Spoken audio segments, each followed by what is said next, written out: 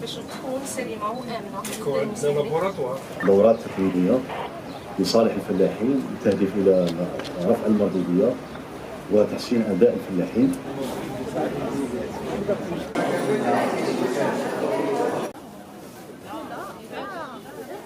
هي هذه سي اون ريكونيسونس بالنسبه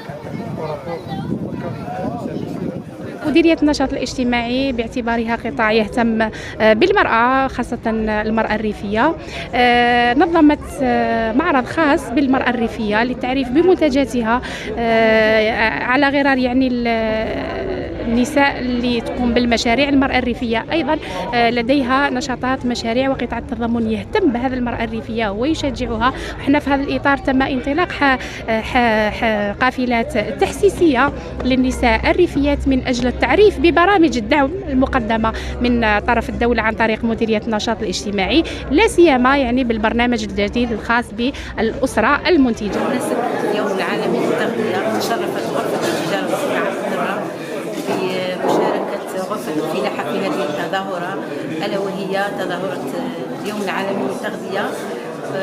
وهذه المشاركة تعد دعم للمتعاملين الفلاحين، وكذلك تعد هذه المبادرة لتنمية التغذية السليمة في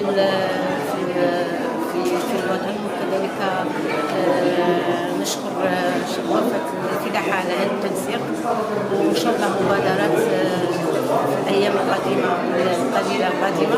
الرحمن الرحيم. بخاري امين، مهندس دوله، تعاونيه الحبوب الخضر جفا سيدي بلعباس.